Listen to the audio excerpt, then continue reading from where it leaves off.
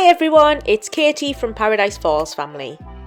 In this video we'll be covering part 2 of our vlog on our Alaskan cruise on board the Disney Wonder in August 2024.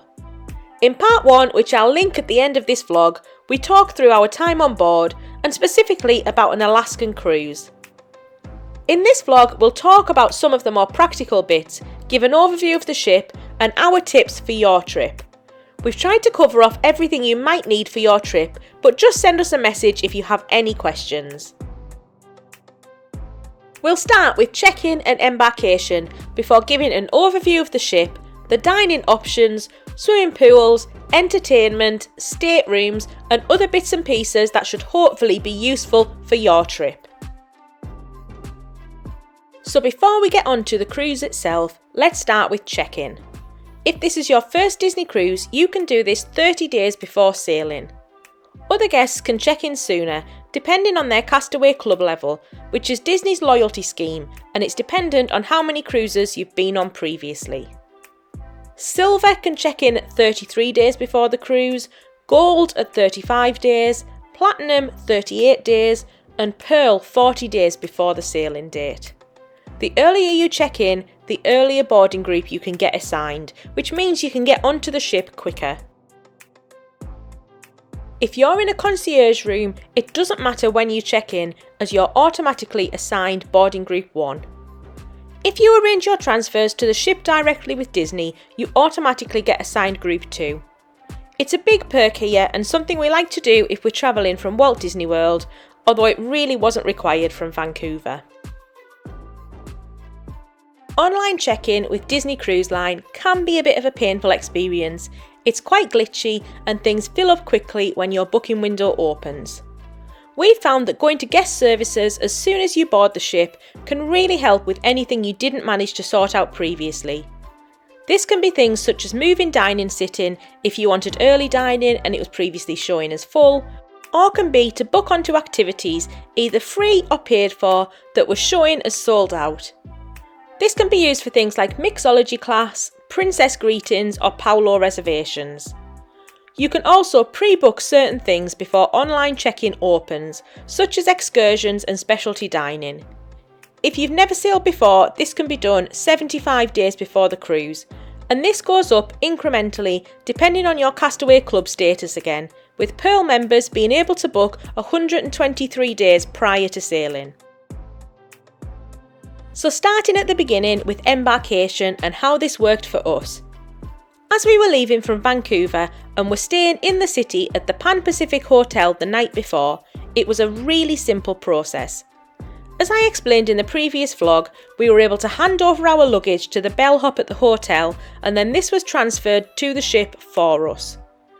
Then we were able to simply go downstairs and check in.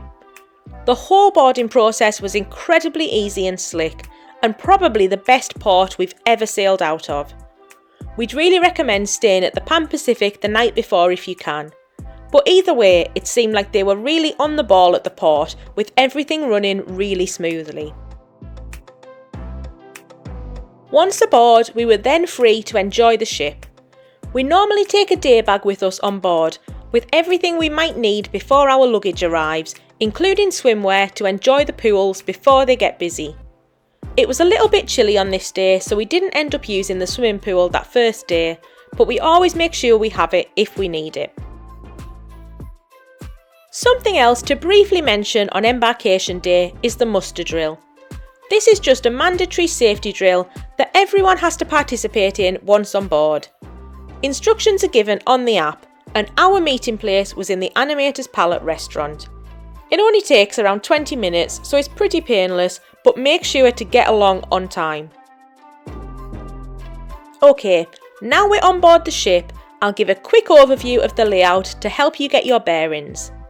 It's worth keeping in mind that the Disney Wonder is the sister ship to the Disney Magic, which we've also sailed on, and the two are very similar in lots of ways. I won't go into massive detail as there are lots of walkthrough tours on YouTube, but just to give you an idea, the ship is split into 11 decks with 3 banks of elevators. Decks 6 to 8, along with Deck 2, are predominantly staterooms, and then you've got the health centre on Deck 1. You've also got the Vibe on deck 11, which is for kids aged 14 to 17, and this is their dedicated area. So overall, you'll be spending most of your time on decks 3 to 5 and decks 9 to 10. 3 to 5 are your indoor dining and entertaining options, and 9 to 10 are some of the top outdoor decks, as well as some more dining options. Starting at the bottom, deck 3 is home to 2 of the 3 main restaurants, Triton's and Tiana's Place. The main lobby, which is spread across floors 3 to 5, guest services and numerous bars and lounges, including the French Quarter Lounge, Azure, Crown and Fin and the Cadillac Lounge. Deck 4 contains the final restaurant, Animator's Palette, the theatre, D Lounge, the DVC deck and the main shopping area. And then finally deck 5 contains the kids areas, the Oceania Lab and Nursery, as well as the Buena Vista Theatre or Cinema and some more staterooms. So there's loads spread across these decks to keep you entertained. Deck 4 also has an outdoor promenade on either side of the ship, meaning it's a good spot to get some air, enjoy the scenery and do a bit of whale watching, particularly when the upper decks are busy, like on Glacier Day for example. You can also play shuffleboard out on the deck here. Moving up to the top decks, deck 9 is the main pool deck and so has the swimming pools, the slide and splash area, alongside the Funnel Vision big screen and the adults only pool area. I'll talk more about the swimming pools in a moment. Then you've also got Cabanas the buffet and the spa at either end of the ship, and then the Edge, which is the kids area for 11 to 14 year olds. As well as these, you've got several other poolside dining options where you can pick up burgers, pizzas, salads, etc.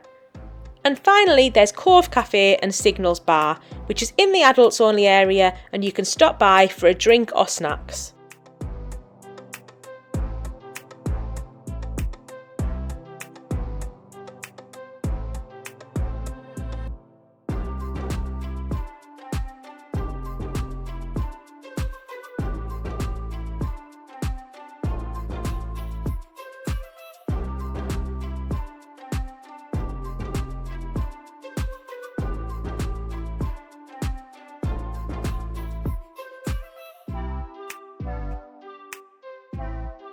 Deck 10 is where you'll spend a lot of time if you're planning on doing some whale watching, as this has by far the best outdoor views.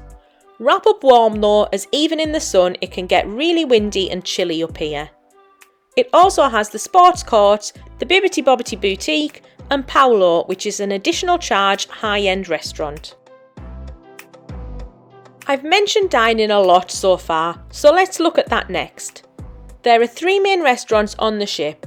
Triton's, which is Little Mermaid themed, Tiana's Place, which is inspired by The Princess and the Frog, and Animator's Palette, which is animation themed and loads of fun. They're all located on decks 3 and 4 and you rotate between them with a different restaurant each night. For a week-long Alaskan cruise, you'll obviously visit each one twice and then another a third time, and this is randomly assigned with your dining schedule. On an Alaskan cruise, there is also a Frozen themed night, which I talked about in our last vlog.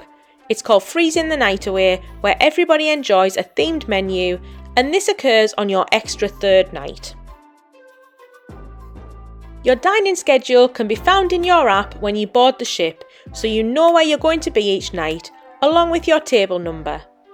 Your servers stay with you the whole time, meaning that you really get to know them, and them you, so they know your preferences and any allergy information, which is really handy for our group. There are 2 dining sittings, one at 5:45 and one a little later in the evening, and you can request your preferred seating when you book your cruise if there's still availability. Having kids and being from the UK, we're usually dealing with jet lag, so we always go for the early sitting so the kids aren't too tired by the time they come to eat, and this works well for us, as then we can relax and enjoy the rest of the evening. All of the food and drinks in these restaurants is included in the cost of your cruise, except for alcohol and specialty drinks, although these are very reasonably priced, particularly the drink of the day. Outside of the 3 main restaurants, you've also got Paulo, which is a paid-for additional restaurant you can visit. This is really popular and books up well in advance, so make sure you grab a reservation if you want one. Then in terms of quick service, your main option is Cabanas. Cabanas is a buffet with loads of options and the menu varies each day. They're also more than happy to accommodate allergies, and you just need to speak with one of the chefs and they'll prepare something specially for you, as with the other restaurants. There are mandatory hand washing stations as you enter to ensure the highest possible hygiene standards. Cabanas is the main option for breakfast too, which means that it can get busy, although this is usually pretty well managed. Another option to get around this is to eat in one of the main 3 dining rooms for a more formal setting, and one of these is always open each day for lunch or breakfast, so just check out the app to see which one. You can also try room service, which again is free, although please make sure to tip the cast member who brings this to you. You can easily order breakfast by marking up your choices on the hanger found in your stateroom and leaving this on your door the night before. This is particularly handy on port days when you're really pushed for time. We've done this lots of times and would really recommend it if you don't fancy heading out. You can also order room service using the telephone in your stateroom at any other time in the day, not just the breakfast menu. We found lunchtimes in Cabanas to be a little bit quieter, as there are a few more options open around the pool if you're hungry at this time. There are various options with things like burgers, hot dogs, pizza, chicken tenders and even kebabs. We love the variety here, and these are open most of the day to grab something if you're feeling hungry at any point. Moving on to the swimming pools, there's one main family pool on deck 9 located in front of the funnel vision. This is a great spot to chill out while watching a movie, and on an Alaskan cruise it's heated, so it's nice and comfortable. There are a few hot tubs next to the pool and then an adults only swimming pool further down the ship if you want somewhere quieter. As with any cruise ship, the pool does get crowded, with the hot tubs in particular on this cruise, with it being a colder climate. We usually prefer a night swim on a cruise when it's a bit quieter, but we found on this cruise that the pools closed a little earlier, around 8 or 9 PM, which made this a bit harder. In terms of slides, you've got one main slide plus a splash area for toddlers. There is also a second family swimming pool here next to these. The slide was a lot of fun and rarely had big queues, but it isn't quite in the same league as some of the bigger slides on the other Disney cruise ships. As well as the swimming pools, one of the other popular options for kids are the kids clubs, and these are superb on the Disney Cruise Line. They cater for all ages, going from the It's a Small World nursery for babies and under 3s, to the Oceania Club, which is for ages 3 to 10, then up to the Edge, which is for ages 11 to 14, and then Vibe for ages 14 to 17. Our kids are now split between the Oceania Club and the Edge, which meant they didn't really want to go on this trip as they wouldn't be together. However, they've loved it in the past as there's so much to do. Our kids usually love these areas, and while of course we don't want them in there all the time, we usually let them have an hour or 2 at a time before we pick them up again. Unfortunately, with them being separated this trip, they just didn't fancy giving it a go. It's also worth noting that they don't provide food in the clubs, so keep this in mind for pick-up and drop-off times. Otherwise, the hours are pretty flexible, with it being open from around 9 AM to around midnight. Kids are free to play whatever they want, but there are loads of scheduled activities, character meets and games throughout the day, so make sure to check the app for details of these. To access the club, you need to pre-register them, although you can do this once on board, and then you drop them off and pick them up at the entrance. Or for older clubs, kids can just come and go as they please.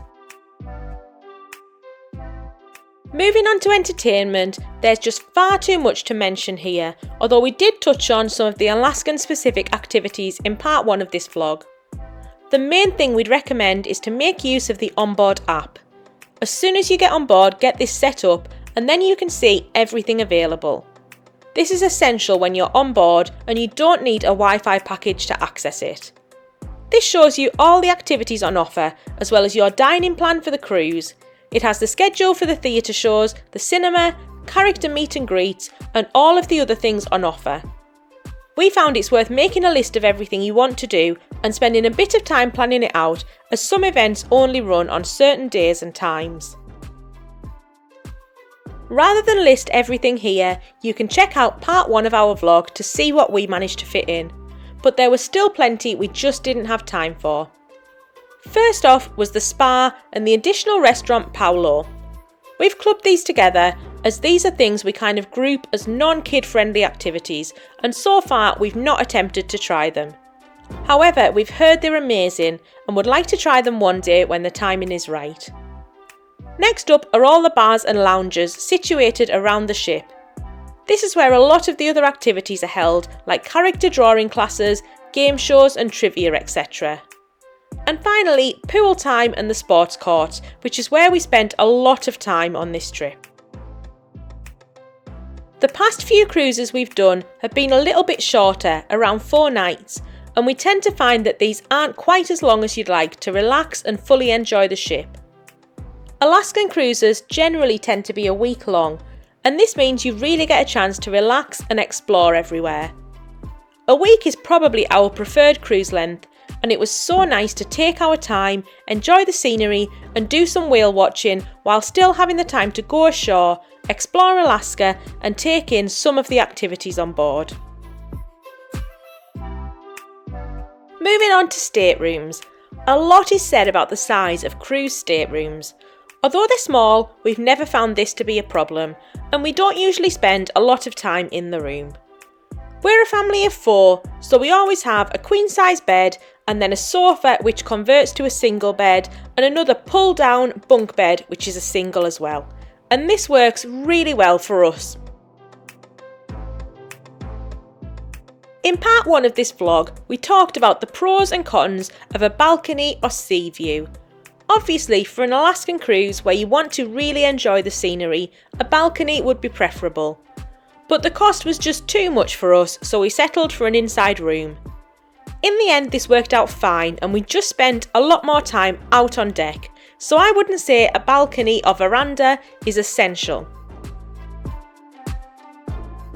Also, a quick note here on room location.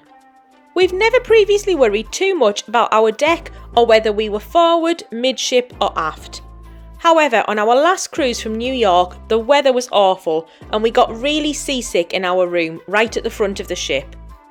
For this cruise we were on deck 2 aft, so right at the back, and we didn't have any problems, although the route was more sheltered and the water's much calmer. Our preference is generally midship, where it's usually a bit more stable, but you do tend to pay a little bit more for this room location. Touching on practicalities, on embarkation rooms are available from around 2:30 usually, with room keys left on your door in a sealed envelope. We were in about an hour earlier on this cruise though, which was great. Your luggage is left outside of your room for you to bring in when you arrive. Sometimes this can take a few hours to work its way through, but it's usually there by early evening at the latest. I'll touch on the debarkation process in a moment. A few more bits and pieces first though. One of the things we love to do aboard a Disney cruise is to take part in a Fish Extender gift exchange group. This is a small group that you enter into beforehand, normally by using the cruise's Facebook group, and has around 4 to 8 other families, and you agree to exchange small gifts while on board, leaving them hanging on everyone's stateroom door. These are often different themes and it's a great way to get to know people if you wish, or just to enjoy giving a gift. Our kids love dropping them off and exploring the ship, as well as the excitement of finding gifts waiting for them when we get back to the room, so it's something we'd always recommend taking part in when cruising with Disney. We've heard stories on our last 2 cruises of these gifts being stolen from people's doors, which is incredibly disappointing. In fact, on this cruise we noticed ourselves that something was on our door, but we left it for the kids to discover as they love the excitement. When we went back 20 minutes later, the gifts were gone and we assumed stolen. So make sure to bring anything in as soon as possible. Next up is placeholders. This is something we've always done, and it's basically a discount you can lock in for your next Disney cruise. By paying $250 up front, you can lock in a 10% discount off your next Disney cruise, subject to a few exclusions. It's fully refundable and lasts for 2 years, so for us it's a no-brainer as we're planning a couple of cruises over the next few years. The $250 you paid then gets deducted from the price of your discounted cruise. You can easily do this on board in your app. Make sure to do it before you disembark though, or you'll have missed your chance. If you're from the UK and want to do this in pounds rather than dollars, you can go and sort this out at guest services too. And finally, moving on to debarkation. The worst part of any cruise by far, but Disney tried to make it as painless as possible. You need to pack up your luggage the night before and leave it outside of your room by around 10 PM. Disney will then take it off the ship for you the next morning, where you can find it at the port when you disembark. Alternatively, you can walk your luggage off yourself if you prefer. We always leave it out the night before, and this always works really well for us. Also make sure to review your tip sheet the night before you leave, which is left in your room. Tips are automatically added for each of the main cast members, your stateroom host and those in the restaurant. This is calculated as a set amount per person per night, varying by the role that the cast member plays. And you can flex this as much as you want if you've had extra special service that you'd really like to recognise. The next morning, every room is assigned a time and location for breakfast if they want any. This is usually really early so they can process everyone off the ship in time. For us, we had to meet just before 7 AM in the Triton's restaurant. There's usually a reduced menu, which isn't great for those with allergies, and then you walk straight off the ship with any luggage you may still have with you. On this occasion, like our last cruise, we decided to try cabanas instead. You can visit this at any time that it's open, which makes it much more flexible, and for us it was a more relaxing way to enjoy breakfast and enjoy a bit of a longer lie-in in our room. Once off the ship, you can pick up your luggage and be on your way. This was incredibly easy, and then we were able to leave our luggage at the Pan Pacific Hotel while we enjoyed a final day in Vancouver. This cost around $5 per bag for half a day, and it was a bit more expensive if you were leaving them there for a full day, and it was a brilliant service. So that brings us to the end of our cruise. We've tried to cover off all of the key things which may be useful for you on your cruise, but if there's anything at all you want to know, then please just message us in the comments below. In our next few videos, we'll be looking a bit more at our time ashore in the 3 ports, Icy Strait Point, Juneau and Ketchikan. So make sure to subscribe to our channel to catch that, and to support the channel as well. Thank you all so much for watching.